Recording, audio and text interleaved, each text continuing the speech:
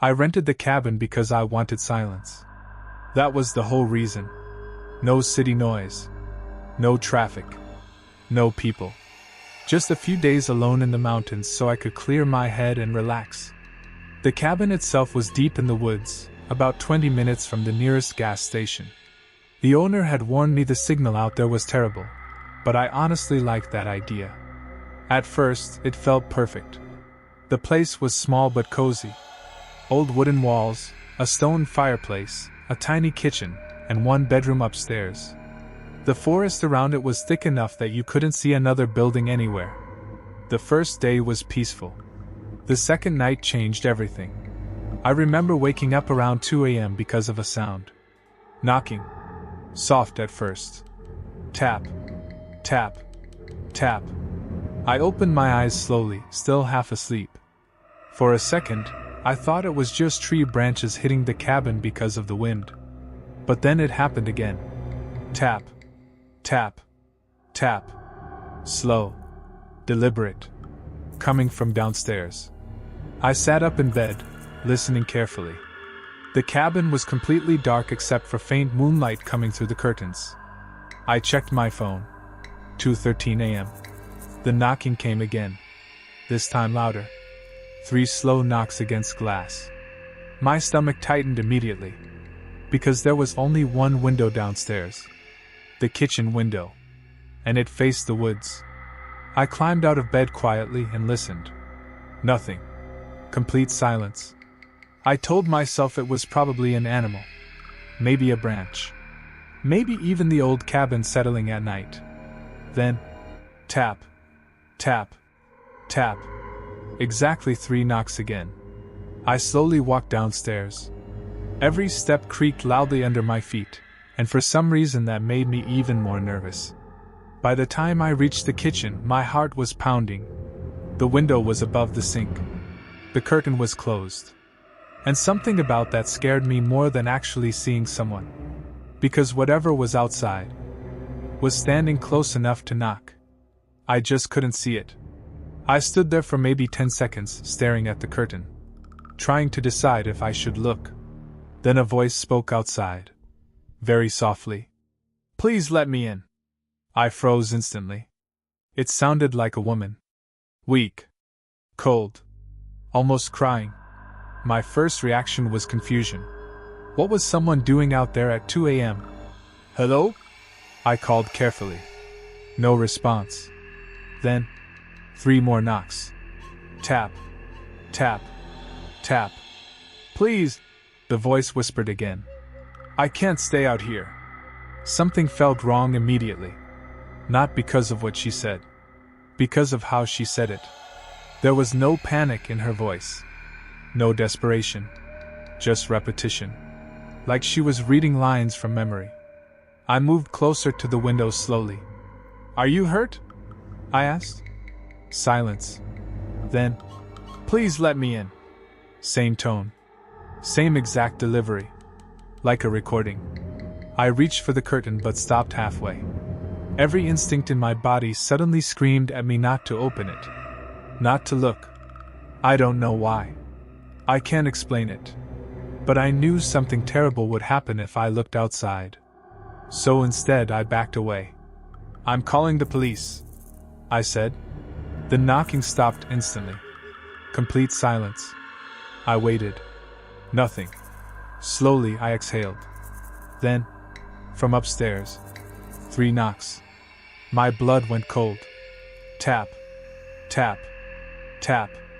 Right above me. From the bedroom window. Impossible.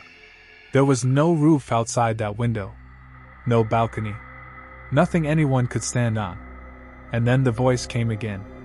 Right outside the upstairs room. "Please let me in." I ran. I didn't even think.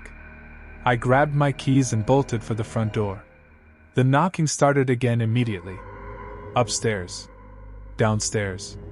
Kitchen window. Bedroom window. Everywhere. Tap. Tap. Tap. The voice kept repeating the same sentence over and over. Not louder. Not angrier. Just closer each time. "Please let me in." I yanked the front door open and ran to my car. The forest around the cabin was completely black. I nearly dropped my keys trying to unlock the door. And then I heard it again. Right behind me. Not at the cabin. Right beside my ear. "Please!" I turned around. And saw nothing. But the upstairs bedroom light was on. I had never turned it on. And standing in the window was a silhouette. Tall. Perfectly still. Watching me. Then it knocked on the glass. 3 times. Tap. Tap. Tap. I drove away so fast I nearly crashed on the dirt road. I never went back for the rest of my things. But about a week later, I got a call from the cabin owner. He asked me one question. "Did you open the curtain?" When I told him no, he went quiet for a long time. Then he said softly, "Good," and hung up. I should have quit after the first night. The pay was too good, and deep down, I think I knew something was wrong the moment I accepted the job. The building sat on the edge of town, far away from everything else. During the day, it looked abandoned. Half the windows were dark, parts of the outside walls were blackened from an old fire, and weeds had started growing through cracks in the parking lot. Nobody liked driving near it at night. I found that out quickly. The first strange thing happened at the gas station near the property. I stopped there before my shift started, just to grab coffee and snacks. When I mentioned where I worked, the cashier looked at me strangely. "You're doing nights there?" he asked. "Yeah," I said casually. "Why?" The man hesitated for a second. Then he shrugged. "They always need new guards." Something about the way he said it bothered me.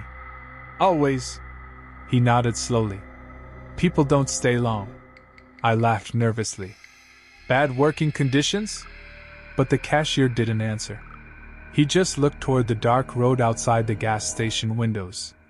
Then quietly said, "If you hear knocking, don't answer it." That stayed in my head the entire drive there. By the time I arrived, it was already dark.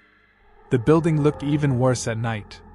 The upper floors had no lights at all, and the burned parts of the structure looked almost melted in the darkness.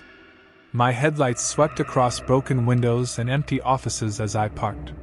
For some reason, the parking lot was completely empty except for my car. No other guards. No maintenance workers. Nobody. I sat there for a moment, staring at the building. Then my phone buzzed. A text from the manager. "Doors lock automatically at 3 a.m. Stay inside security office after that." That was it. No explanation. Just that. I grabbed my flashlight and headed inside. The lobby smelled old. Not dusty exactly. More like wet wood and smoke that never fully went away. The security office was near the front entrance. Small room, old desk, coffee machine, and a wall of security monitors showing different parts of the building. Most of the cameras worked. Some flickered. A few showed only static. One camera pointed toward the third-floor hallway. The image kept glitching every few seconds. I remember staring at it longer than the others. Something about that hallway bothered me. It looked darker than it should have been. Like the camera couldn't fully process it. At first, the shift felt normal. I watched videos on my phone, drank coffee, checked the cameras every few minutes. Nothing unusual. Then, around 1:17 a.m., I heard footsteps upstairs. Slow. Heavy.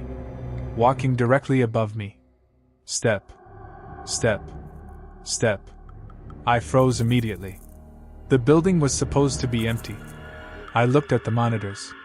Nothing. No movement on any camera. But the footsteps continued. Back and forth. Like someone pacing. I grabbed the radio. "Hello?" I said. "Anyone else in the building?" Static. No answer. The pacing continued for several minutes. Finally, I got annoyed more than scared. I grabbed my flashlight and headed upstairs. The second floor was freezing cold compared to downstairs. My flashlight beam swept across burned walls, broken desks, and old papers scattered across the floor. Everything looked abandoned, but I could still hear movement somewhere ahead. Step, step, step. I followed the sound down the hallway. That's when I noticed something strange. One office door at the far end was slightly open. Orange light flickered from inside, like firelight. My stomach tightened immediately. There shouldn't have been any light up there. I moved closer slowly. The footsteps stopped. Complete silence. I pushed the door open. The room was empty. No fire. No lights. Nothing. Just darkness. But the room felt colder than the hallway. Cold enough that I could suddenly see my breath. Then my radio crackled. Static exploded from the speaker. Then, my own voice came through. "Don't turn around." Every part of my body locked up instantly. Because the voice didn't sound recorded. It sounded live. Like I had just spoken into the radio myself. And at that exact moment, I felt breathing behind me. Slow. Close. Right against my neck. I spun around instantly, flashlight shaking wildly. Nothing. The hallway was empty. But the office door behind me slammed shut hard enough to shake the walls. I nearly screamed. My flashlight beam jerked toward the door. And that's when I saw something underneath it. A shadow. Standing on the other side. Perfectly still. I backed away slowly. Then the shadow moved. Not walking. Stretching. Like something was bending downwards slowly toward the gap beneath the door. And then, 3 knocks came from the other side. Knock. Knock. Knock. The exact same pattern from the gas station warning. I didn't wait. I ran downstairs immediately. The moment I got back into the security office, I locked the door. My heart was pounding so hard it hurt. I kept staring at the monitors, trying to calm down. "Okay," I whispered to myself. "Somebody's messing with you. That's all." Then one of the cameras changed. Not flickered. Changed.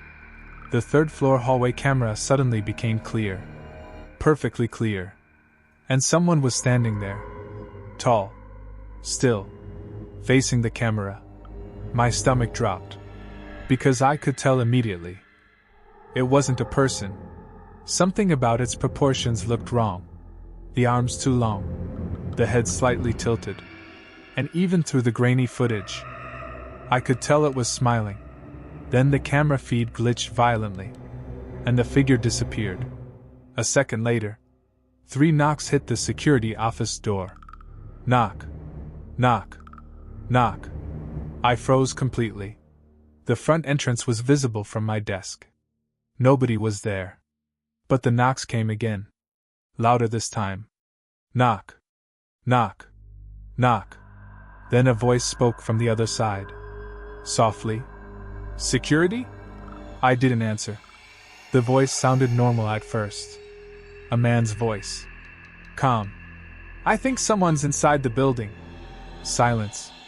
Then, "Please open the door."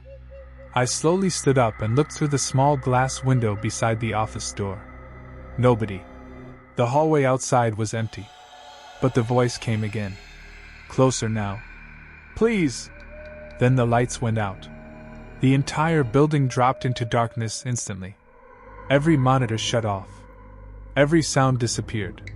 And in the reflection of the dark monitor screen beside me, I saw someone standing directly behind my chair, smiling at me, with my face